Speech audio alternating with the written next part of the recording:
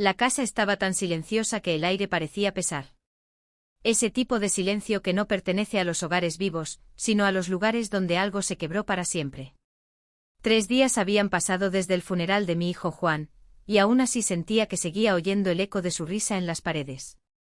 Su ropa seguía doblada en los cajones, sus herramientas estaban donde las dejó, su taza de café todavía en la repisa. Pero él ya no estaba. A veces sentía que si volteaba rápido lo vería cruzar la puerta, bromeando como siempre, aunque sabía que ese milagro no iba a ocurrir. La realidad era otra, una tumba fresca en el cementerio y mi nietecita Lucía llorando cada noche hasta quedarse dormida, preguntando cuándo volvería su papá. Lo que yo no sabía ese día, lo que ninguna madre está preparada para descubrir, es que esa pérdida no era el final del dolor, sino apenas el inicio de una verdad más oscura. Marisa, mi nuera, había dejado de fingir luto tan pronto terminó el funeral. La mañana siguiente apareció con un vestido negro ajustado, un bolso elegante y una maleta. No había lágrimas en sus ojos, solo prisa. Lucía se aferró a su falda con desesperación, temblando, pidiendo que no se fuera. Marisa ni siquiera se inclinó para verla. Le soltó la mano con brusquedad y dijo con voz helada: «Quédate con la abuela. Tengo cosas que arreglar». Se marchó caminando a grandes pasos, sin mirar atrás, como si mi nieta no fuera más que un estorbo. No entendía nada. Ni siquiera habían pasado 24 horas desde que enterramos a Juan. Me asomé por la ventana y vi cómo Marisa se subía al sedán azul y se alejaba. Pensé que tal vez necesitaba espacio, pero cuando el señor Manuel, el vecino, me tocó la puerta minutos después para preguntar si habíamos vendido el auto, algo dentro de mí se tensó. Había visto a un hombre desconocido llevándose el coche temprano en la mañana. No sabía quién era, pero el auto ya no estaba. Intenté no pensar lo peor. Necesitaba comida para Lucía, así que tomé mi tarjeta de pensión y salí al cajero más cercano.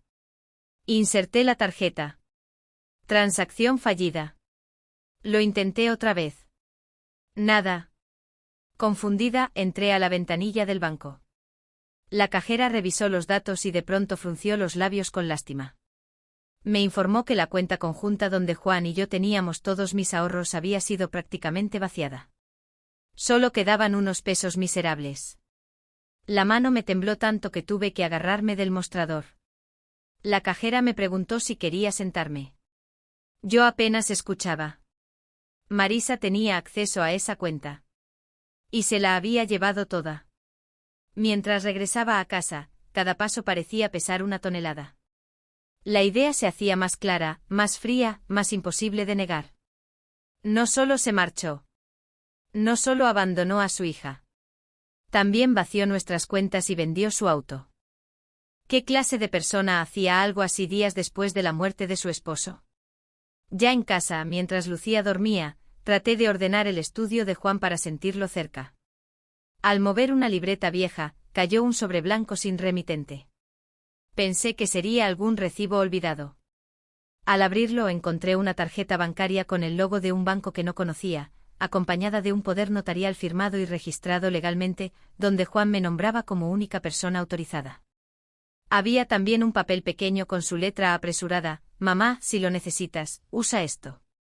No sé explicar la mezcla de alivio y miedo que sentí. Era como si Juan hubiera sabido que algo podía ocurrirle. Cargué a Lucía dormida en mis brazos y tomé un autobús hacia la dirección de ese banco. El edificio era alto, frío, intimidante. Entregué mis documentos. El cajero examinó todo, luego se levantó sin decir palabra y entró en una oficina. Minutos después salió un gerente de traje impecable. Me pidió que lo acompañara. No entendía por qué, pero la forma en que miraba la tarjeta me inquietó. El gerente cerró una puerta, bajó una cortina y pidió la presencia de un guardia. El ambiente se volvió espeso. Con voz tensa me dijo que Juan había dejado instrucciones especiales. Si alguien presentaba ese poder y esa tarjeta, debía activarse un protocolo de máxima seguridad. Yo no sabía si agradecer o sentir miedo. Junto a él, abrió una caja fuerte empotrada en la pared. Dentro había una caja metálica pequeña. No pesaba mucho, pero en mis manos sentí como si llevara dentro el origen de una tormenta. La abrió y adentro no había dinero. Solo 3 objetos sobre terciopelo negro, una memoria USB, una libreta de cuero y una hoja doblada. Tomé la hoja y reconocí al instante la letra de mi hijo. Mamá, si estás leyendo esto es porque me pasó algo. Y si alguien dice que fue un accidente, no les creas. El mundo se me vino abajo. Esa fue la primera grieta. El primer indicio de que no había perdido a mi hijo por el destino, sino por alguien que había decidido arrebatármelo. El papel con la letra de mi hijo temblaba entre mis dedos. Las palabras parecían quemar. Era como si Juan me hablara desde el más allá, obligado a confiarme un secreto que nunca debió existir. Sentí que la habitación se hacía más pequeña, como si las paredes se cerraran lentamente. A mi lado, el gerente Rojas observaba en silencio, respetando el impacto que esas pocas frases habían tenido sobre mí. El guardia miraba hacia la puerta, casi como si temiera que alguien pudiera irrumpir en cualquier momento. Yo apenas lograba respirar. Guardé el papel con cuidado dentro de mi bolso. La memoria USB brillaba bajo la tenue luz de la lámpara del despacho, como si aguardara a gritos ser descubierta. Pero me daba miedo abrirla ahí. Miedo de lo que encontraría, y miedo de quién podría estar vigilando. El gerente pareció leer mis pensamientos. Me ofreció una salida trasera más discreta, diciendo con una voz grave que por mi seguridad, debía ser extremadamente cauta. Le agradecí sin entender del todo porque un simple banco actuaba como si estuviéramos manejando documentos peligrosos. Tomé a Lucía en brazos. Ni siquiera se había despertado. Me dolía imaginar cuánto había llorado los últimos días por culpa de una madre que ya no se comportaba como madre. Atravesé pasillos estrechos y una puerta metálica que daba a un callejón tranquilo. Antes de despedirse, el gerente Rojas me entregó una tarjeta personal. Señora Alvarado, si nota cualquier cosa extraña, cualquier cosa fuera de lugar, por favor llámeme a este número. No utilice la línea general. Y cuide mucho esa caja. Habló con una seriedad que me erizó la piel. El trayecto de regreso a casa fue una tortura. Cada persona en el autobús me parecía sospechosa. Cada mirada demasiado larga me hacía apretar a Lucía contra mi pecho. Por primera vez en mi vida, tuve miedo real. No ese miedo abstracto que surge del dolor, sino un miedo concreto, físico, de estar siendo observada. Cargaba una caja que Juan había preparado para después de su muerte. ¿Qué clase de hijo teme tanto como para dejar algo así preparado? Ya en casa cerré puertas y ventanas, corrí las cortinas y puse a Lucía a dormir. Tomé una respiración profunda y me senté frente al viejo escritorio de mi esposo, donde Juan a veces trabajaba cuando venía de visita. Inserté la memoria USB en su computadora. La pantalla tardó unos segundos en reaccionar. Mis manos estaban heladas. Cuando apareció la carpeta llamada Pruebas, un escalofrío me recorrió por completo. Era como abrir una herida fresca. Dentro había 4 archivos. No quise pensar. Solo abrí el primero, transacciones. Aparecieron capturas de pantalla de movimientos bancarios. Transferencias enormes desde la empresa de Juan hacia una constructora que nunca había oído mencionar. Constructora Amanecer. Los montos eran gigantescos, demasiado para cualquier compra habitual. Muchos de esos movimientos correspondían a fechas en las que Juan había llegado a casa con los ojos enrojecidos, ojeras profundas y la expresión de un hombre derrotado. Había estado firmando documentos bajo presión. Y yo como madre había elegido creer que era solo estrés laboral. Abrí el segundo archivo, mensajes. Eran capturas de conversaciones con un número desconocido. Las frases eran cortas, directas, crueles. Sabemos dónde estudia tu hija. Firma. No seas idiota. No provoques un accidente. Me llevé la mano a la boca. Las lágrimas salieron sin permiso. Estaban usando a Lucía para extorsionar a mi hijo. Lo tenían entre la espada y la pared. Ese día, mientras yo preparaba sopa para la cena, mi hijo estaba luchando contra un monstruo invisible. El tercer archivo, GPS martes noche. Un mapa mostraba la ruta que Juan había seguido la noche de su muerte. El coche se había detenido durante 21 minutos en un estacionamiento de un almacén abandonado, 1 hora antes de que la policía afirmara que había muerto en un choque. Sentí un zumbido en los oídos. Juan había estado en ese lugar, atrapado, reunido con alguien, probablemente amenazado. Luego su coche terminó destruido en una carretera solitaria. Ninguna coincidencia. Ningún accidente. Finalmente el cuarto archivo, grabación final. Me puse los audífonos, temblando. El audio comenzó con viento y ruido de fondo. Y luego escuché la voz de Marisa. No la voz dulce que me dedicaba cuando cocinábamos juntas. No. Era una voz fría, calculadora, afilada como un cuchillo. Firma y todo saldrá bien. Piensa en tu hija, Juan. Un silencio pesado, seguido del sonido de papeles, un bolígrafo temblando sobre una hoja. Y el suspiro de mi hijo. La última vez que escuché su voz en vida era la grabación de su rendición. Esa rendición que le costó la vida. No pude seguir escuchando. Me arranqué los audífonos y los dejé caer sobre la mesa. Sentí que me faltaba el aire. Tomé la libreta de cuero. Era el diario secreto de Juan. Cada página registraba con meticulosidad fechas, personas, matrículas de autos, movimientos sospechosos. Él había estado investigando, reuniendo pruebas, preparándose para algo. Y lo habían silenciado antes de que pudiera hacer algo más. Cerré la libreta. Mis manos ya no temblaban. Algo dentro de mí se había roto, pero otra cosa se había encendido, una fuerza que no sabía que tenía. Juan había muerto pidiéndome justicia.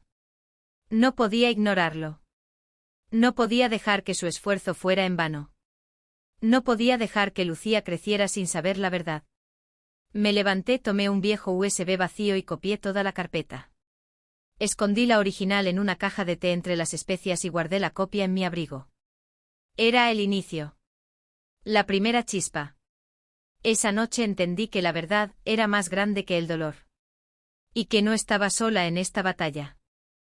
Al día siguiente llamé al único hombre que podía ayudarme, el abogado David Peña. Apenas colgué el teléfono con el abogado David Peña, sentí como el corazón me latía con fuerza en el pecho. David había sido un amigo cercano de mi esposo y había visto a Juan crecer desde pequeño, casi como un hijo. Si alguien podía ayudarme a entender todo lo que estaba ocurriendo, era él. Me pidió que pasara a su oficina ese mismo día, sin demoras. Noté un tono serio e inusual, como si mis palabras le hubieran despertado una alerta inmediata. Lucía jugaba en el suelo con unas muñecas cuando la llamé. Vamos, mi amor, tenemos que salir un momento. Ella asintió confiada, sin entender que nuestras vidas estaban por cambiar otra vez. Caminamos hasta la parada del autobús. Yo llevaba el bolso pegado al cuerpo, como si en cualquier instante pudiera arrebatármelo alguien. No solté la mano de mi nieta ni un segundo. La oficina de David estaba en la zona vieja de la ciudad, en un edificio que parecía sacado de otra época. El olor a papel viejo, café y madera encerada lo llenaba todo. Cuando entré con Lucía, él se levantó de inmediato con una mirada que mezclaba sorpresa, preocupación y cariño sincero. Elena, ¿qué está pasando? Me guió hasta una silla, acomodando juguetes improvisados con carpetas para que Lucía estuviera entretenida. Yo no dije una palabra. Saqué la caja metálica del banco y la puse sobre su escritorio. El sonido del metal contra la madera resonó como un trueno. Cuando la abrió y vio los objetos, su rostro cambió por completo. Ya no era el abogado calmado que solía ser, era un hombre que acababa de descubrir que alguien a quien quería había sido atrapado en una red siniestra. No hablé. Solo conecté la USB y reproduje los audios. Se quedó inmóvil, escuchando la voz de Marisa amenazar a Juan. De vez en cuando cerraba los ojos, como si cada palabra cortara una herida nueva. Cuando terminó la grabación, guardó los audífonos con un suspiro largo, profundo, cargado de incredulidad. Revisó las transferencias, el mapa GPS, el diario de Juan. Dios mío, murmuró varias veces. Juan, ¿por qué no me buscaste antes? Yo no tenía respuesta. Tal vez Juan sabía que pedir ayuda pondría en peligro todavía más a Lucía. Tal vez pensó que podía con todo. Tal vez confiaba en que podría recopilar suficiente evidencia antes de denunciar a los responsables. Pero no tuvo tiempo. David cerró la libreta de golpe con el ceño fruncido, y luego me miró a los ojos. Elena, no vamos a dejar que este crimen quede impune. Se levantó, tomó los documentos, los ordenó con cuidado profesional y me pidió que lo acompañara a la comisaría. Yo dudé al principio. Tenía miedo. Un miedo irracional de que si daba un paso en falso, los mismos que mataron a mi hijo pudieran venir por nosotras.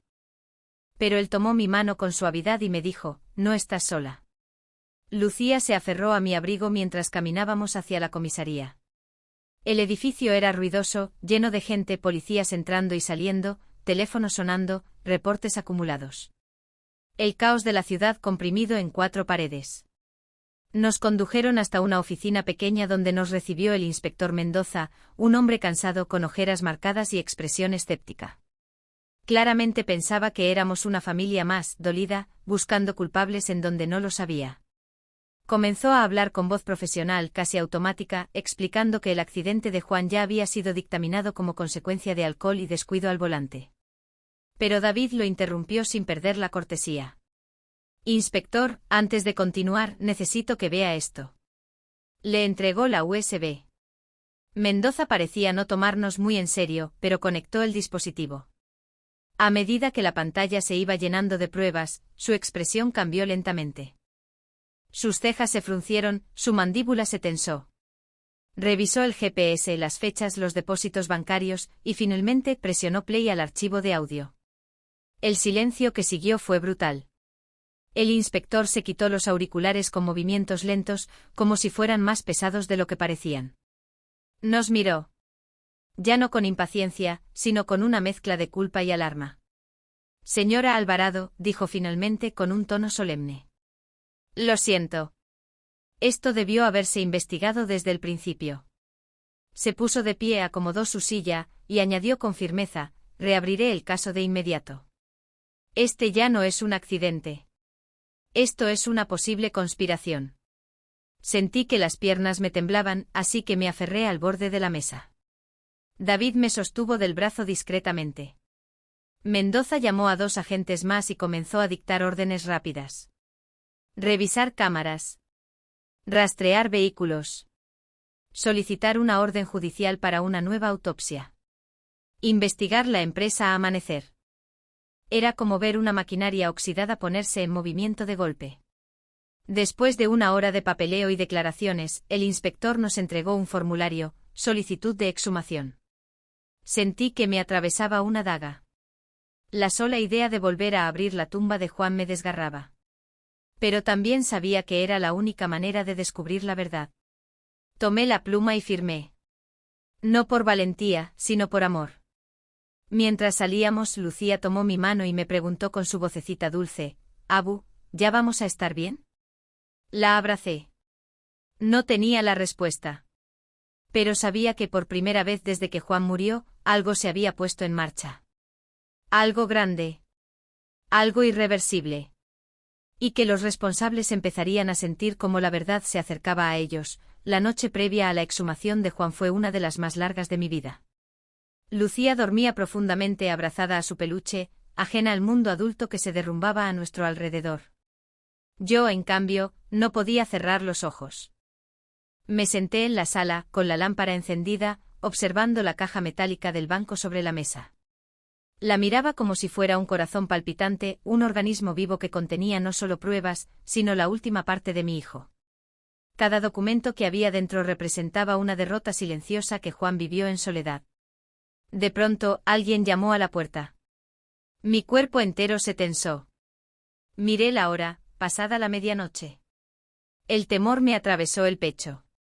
Caminé lentamente sin hacer ruido, con el corazón golpeando tan fuerte que pensé que despertaría a la niña.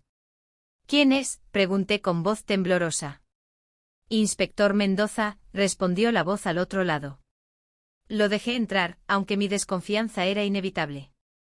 Venía solo, con el rostro más serio que nunca. Perdón por venir a esta hora, dijo mientras se quitaba el sombrero. Pero necesitaba informarla personalmente. Revisé todos los reportes del accidente de su hijo. Me ofreció los documentos. Los tomé sin entender. El informe original, continuó, no tiene sentido. El coche de Juan tenía un impacto de frente, pero no había huellas de frenado. Tampoco hay marcas de otro vehículo. Y lo más extraño, el análisis toxicológico apenas fue superficial. Todo está hecho con prisa, demasiado prisa. Me quedé helada. ¿Cree que alguien manipuló el informe?, pregunté. Mendoza respiró hondo. No puedo afirmarlo aún. Pero sí puedo decirle que este caso huele mal. Muy mal. Me miró fijamente. Si yo fuera usted, tendría mucho cuidado. Si lograron que la muerte de su hijo pareciera un accidente tan convincente, entonces no estamos tratando con gente común. Le agradecí la advertencia y él se marchó, asegurándome que estaría presente en la exhumación. Cuando cerré la puerta, sentí que las piernas no podían sostenerme. Me dejé caer en el sillón, abrazándome a mí misma. Era como estar caminando sobre hielo delgado, esperando escuchar el crujido final antes de caer. La mañana siguiente llegamos al cementerio. El cielo estaba gris, como si la ciudad misma entendiera la gravedad de lo que estábamos por hacer. David me esperaba con un gesto sobrio. A lo lejos varios agentes rodeaban la zona. Lucía se quedó con una amiga de confianza, no podía permitir que presenciara algo así. Observé cómo excavaban la tierra. Cada palada era un golpe directo al pecho. Cuando finalmente levantaron el ataúd, sentí que todo el aire del mundo desaparecía. David me tomó la mano. Mendoza supervisaba cada detalle. El médico forense abrió lentamente la tapa, y tuve que desviar la mirada. No podía ver a mi hijo así, no de nuevo. El examen comenzó de inmediato, allí mismo, en una carpa improvisada. El silencio era absoluto. Yo apretaba los dientes para no llorar. David soltó un suspiro cuando el forense se detuvo en seco. No coincide, murmuró el médico.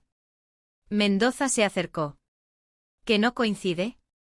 El patrón de las lesiones internas, respondió el médico, tomando notas.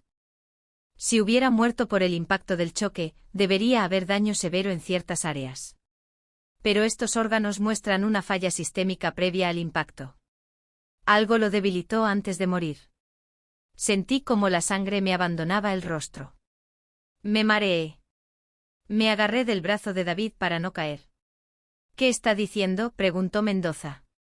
El médico me miró con una mezcla de respeto y compasión. Señora, su hijo no murió en el accidente. Su cuerpo muestra señales claras de envenenamiento. Por un instante todo se volvió silencio absoluto. El mundo entero dejó de moverse. Envenenado. Mi hijo. Envenenado. David maldijo en voz baja. Mendoza apretó los puños. El médico añadió, parece una sustancia de acción lenta. Alguien se aseguró de que estuviera débil, casi moribundo, antes del impacto. Cuando el coche chocó, él ya no tenía fuerza para sobrevivir. Sentí que todo mi cuerpo se aflojaba, como si mis huesos se volvieran agua. Tuve que apoyar las manos en mis rodillas para no caer de rodillas en la tierra. Era demasiado. Demasiado para una madre. Necesitamos hacer pruebas toxicológicas completas, dijo el forense. Pero le aseguro algo, esto no fue accidente. Fue homicidio. Mendoza comenzó a dar órdenes de inmediato. Quería reportes, análisis, información cruzada. Quería saber quién había firmado los informes anteriores. ¿Quién había manipulado los documentos? ¿Quién había autorizado cerrar el caso en tiempo récord? Yo, en cambio, solo pensaba en mi hijo. En su diario. En las amenazas. En la voz fría de Marisa ordenándole firmar. En su rostro cansado los últimos meses. Todo encajaba. Todo cobraba un significado aterrador. David me condujo a un costado, lejos del ruido. Elena, me dijo con suavidad, tienes que prepararte. Esta gente no va a quedarse de brazos cruzados. Cuando sepan que reabrimos el caso, irán a por las pruebas. A por ti. Miré la caja metálica que aún guardaba en mi bolso. Era como cargar dinamita. Ya estoy en esto, David, respondí. Y no voy a detenerme. Él asintió. Entonces necesitaremos más que pruebas. Necesitaremos aliados. En ese momento un mensaje entró a mi teléfono. De un número desconocido. Deje de escarbar. Por su bien y por el de la niña. Sentí un frío que me paralizó. No estaban lejos. No habíamos pasado desapercibidos. La guerra acababa de comenzar, me quedé mirando el mensaje como si las palabras fueran cuchillas.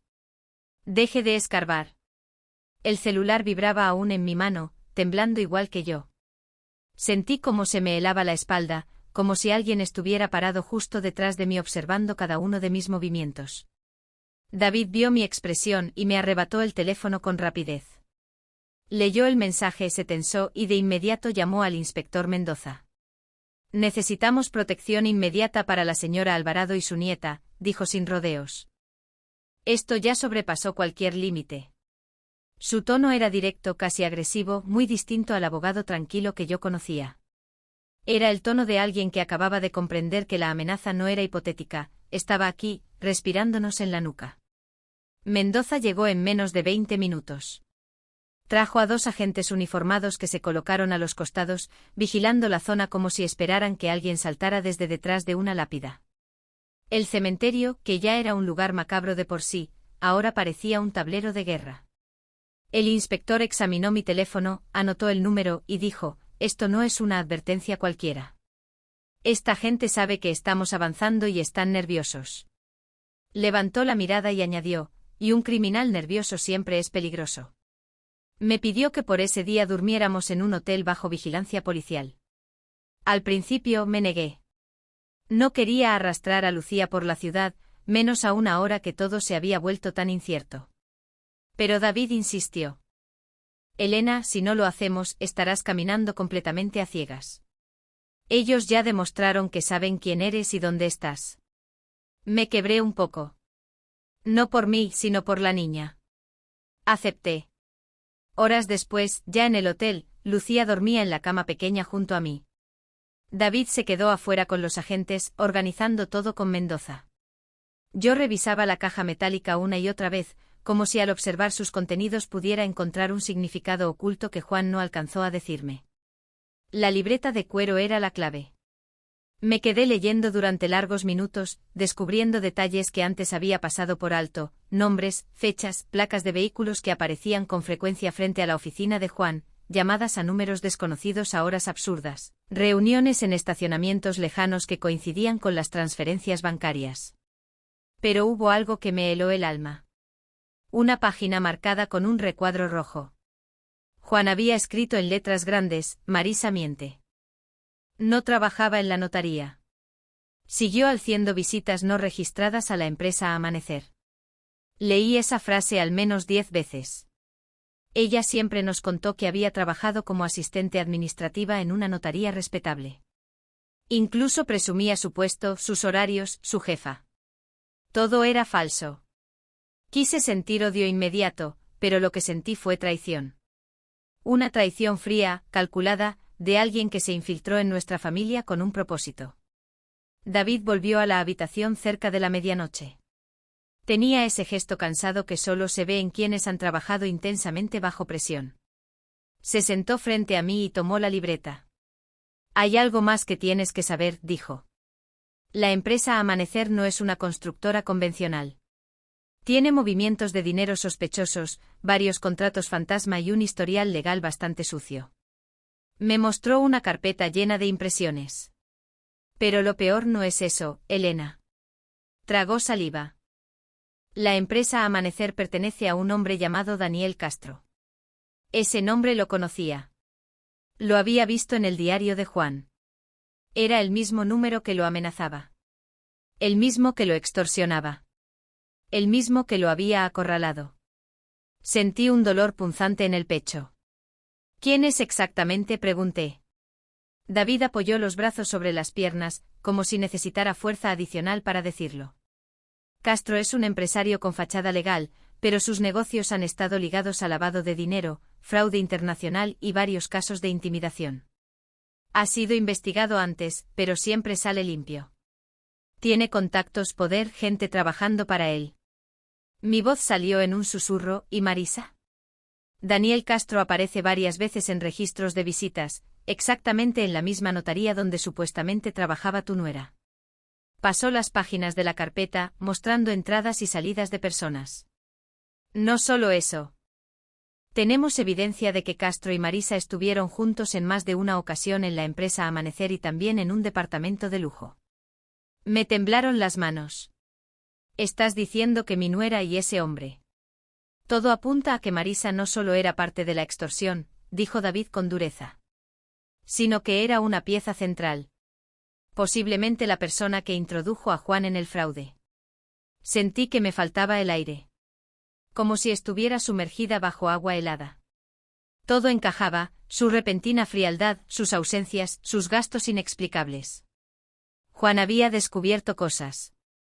Había anotado cada detalle.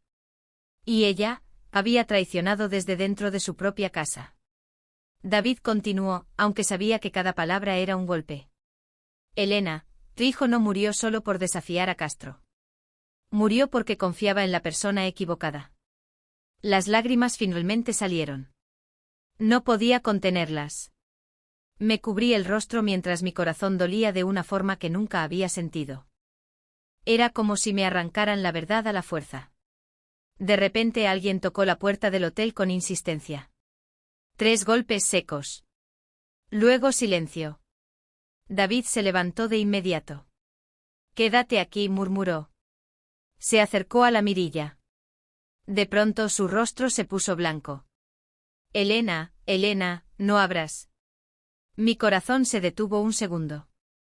Porque afuera, en el pasillo, estaba Marisa. Sonriendo. Como si supiera que finalmente la estábamos alcanzando. O como si fuera ella quien venía a terminar lo que empezó. David retrocedió un paso, todavía mirando por la mirilla como si lo que hubiera visto no fuera real. Yo sentí que el corazón me golpeaba en la garganta. ¿Cómo había encontrado el hotel? ¿Quién se lo dijo? ¿Cuándo nos localizó? Las preguntas se acumulaban sin darme respiro. Lucía dormía profundamente ajena al infierno que acechaba detrás de esa puerta. David, ¿estás sola?, susurré con la voz quebrada. Él tardó en responder y cuando lo hizo, su tono fue apenas audible. No lo sé. No veo a nadie más en el pasillo.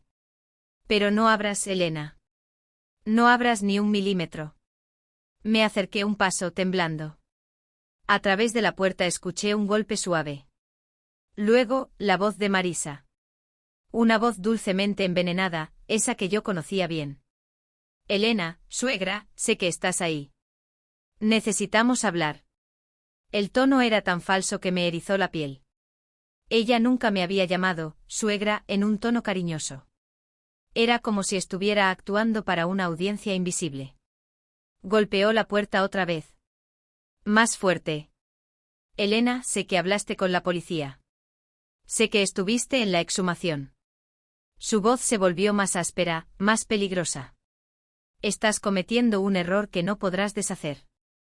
David hizo una seña para que retrocediera. Tomó su teléfono y marcó al inspector Mendoza. Lo puso en altavoz. Inspector, Marisa está afuera del hotel. Sí. Aquí mismo. Necesitamos apoyo inmediato. Hubo un silencio tenso antes de que Mendoza respondiera, no dejen que entre. Ya envié a 2 unidades. Manténganse dentro de la habitación. Estoy llegando.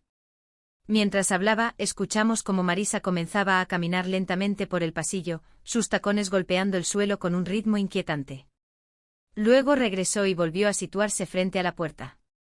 Su respiración se oía incluso a través de la madera. Elena, dijo en un tono cantarín, tienes algo que no te pertenece. Yo tragué saliva. Ella lo sabía. Sabía sobre la USB. Sabía sobre la caja. Sabía que Juan me había dejado todo. Marisa, vete, alcanzó a decir David, elevando la voz. La policía viene en camino. Si no te retiras ahora mismo, te arrestarán. Hubo un silencio que se sintió eterno. Y luego, una risa. Suave al inicio. Después más fuerte. Una risa que no encajaba con ninguna versión de ella que yo hubiera conocido. Una risa que no sonaba humana. ¿Creen que la policía puede detener esto?, murmuró. Ustedes no tienen idea de quién está detrás. Sus palabras me provocaron un escalofrío que subió por mi columna como serpiente helada. ¿Quién estaba detrás? Daniel Castro. Alguien aún peor. De pronto la manija de la puerta se movió con violencia. Intentó abrir. 1, 2, 3 sacudones. Mis piernas flaquearon y tuve que apoyarme en la cama para no caer. David se colocó frente a mí como un escudo, aunque estaba tan pálido como yo. Cierra bien, bloquea la puerta, gritó. Yo me apresuré a empujar el seguro adicional, y David arrastró la cómoda hacia la entrada para trabarla.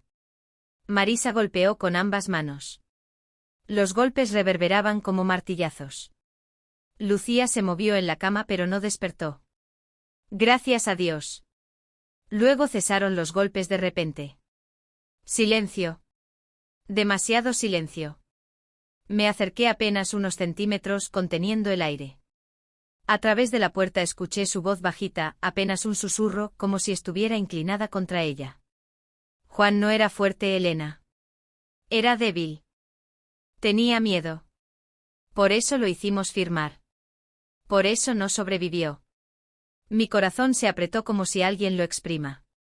Pero tú, continuó ella, tú sí eres fuerte. Por eso representas un problema. Sentí el estómago revolverse. De pronto escuchamos pasos apresurados y voces en el pasillo.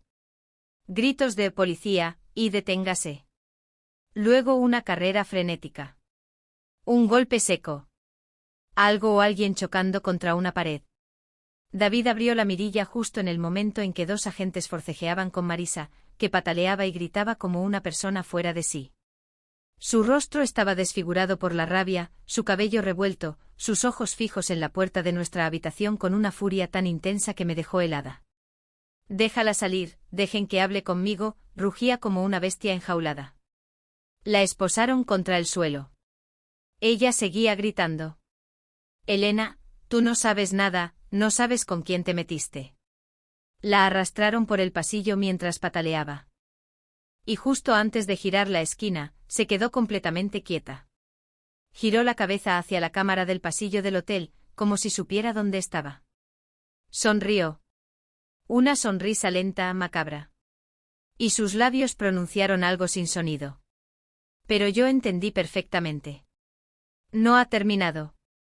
Cerré los ojos con fuerza. El miedo me invadió como una ola. Cuando por fin la sacaron del edificio, Mendoza llegó. Entró corriendo a nuestra habitación, sudando, alterado. ¿Están bien? Los tocó, intentó entrar. David respondió por mí, intentó derribar la puerta. El inspector se frotó el rostro. Esto confirma todo. No solo está involucrada, está desesperada. Yo me dejé caer en la cama, agotada. ¿Y ahora qué va a pasar? Mendoza se agachó delante de mí, y me miró con solemnidad. Ahora, señora Alvarado, ahora vamos por Castro. El arresto de Marisa fue solo el inicio. El inspector Mendoza lo sabía, David lo sabía, y yo también lo sentía en los huesos.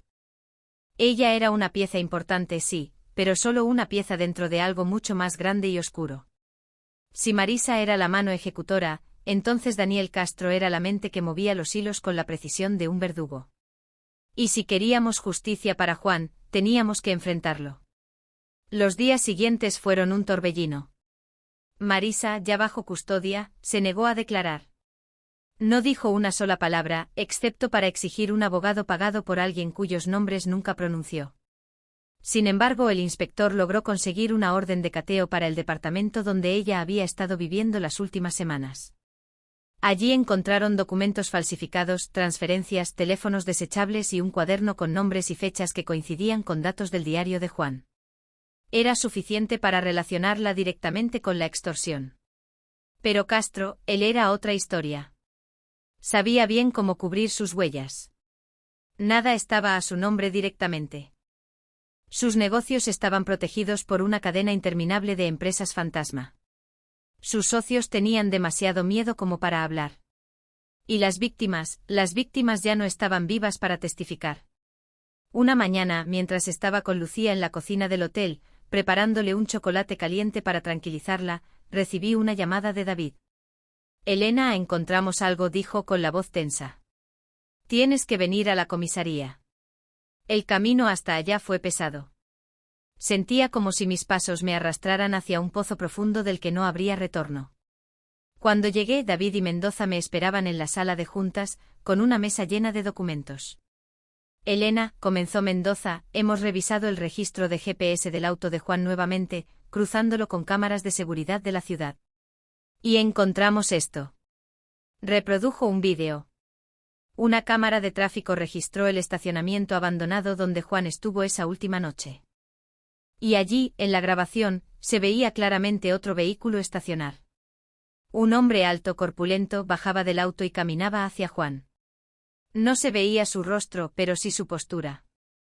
Su forma de moverse. Había algo amenazante en cada uno de sus pasos. Y entonces Mendoza detuvo el vídeo. Se acercó a la pantalla y señaló un detalle. Un tatuaje en la muñeca del hombre. El mismo tatuaje que aparecía en fotos de Daniel Castro tomadas meses antes por la prensa.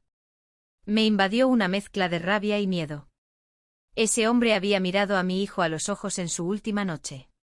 Había sido parte del acoso. Y muy probablemente de su muerte. Ya tenemos suficiente para emitir una orden de arresto, dijo Mendoza. Pero Castro no es idiota. Va a intentar huir. David se levantó cerrando la carpeta. Elena, necesitamos que te prepares. Si Castro siente que lo acorralamos, podría intentar contactarte. O peor. Esas palabras me helaron, pero también me endurecieron. Todo lo que había vivido me había transformado. No era la misma mujer que lloró desconsolada en la sala el día que Juan murió. Era otra. Una madre impulsada por la verdad. Esa noche, mientras Lucía dormía, recibí otra llamada. Un número desconocido. Dudé en contestar, pero algo dentro de mí dijo que debía hacerlo. Hola, Elena, dijo una voz masculina, grave, casi burlona. Soy Daniel Castro. Mi corazón dio un vuelco. Miré hacia David y Mendoza, estaban en la habitación contigua revisando documentos.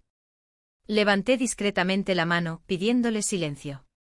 Sé lo que estás haciendo, continuó Castro. Te estás metiendo donde no debes. Intenté mantener la voz firme. Usted mató a mi hijo. Hubo un ligero silencio. Luego una risa suave, contenida. Elena, las personas débiles toman malas decisiones. Tu hijo firmó cosas que no debió firmar. Y cuando quiso retractarse, bueno, ya era demasiado tarde. Mis manos temblaban, pero no de miedo. De furia. No voy a detenerme, dije. No hasta que pague por lo que hizo. Su tono cambió, se volvió más frío. ¿Tú crees que puedes ganar contra mí, contra todo lo que controlo? Estás viva porque yo lo permito. Tu nieta también. Ese fue el punto exacto en el que David y Mendoza entraron en acción. Gracias al rastreo del inspector, la llamada estaba siendo localizada. Señal interceptada. Coordenadas trianguladas. Tardaron solo 30 segundos. Pero para mí fueron 30 segundos eternos. Escuché como alguien gritaba del otro lado del teléfono, un ruido brusco, golpes, la voz de Castro maldiciendo, y luego silencio. Mendoza colgó. Lo tenemos. El arresto fue noticia nacional. La caída de un empresario corrupto, responsable de lavado, extorsión, homicidio y manipulación legal. Marisa, enfrentando cargos, terminó confesando para reducir condena.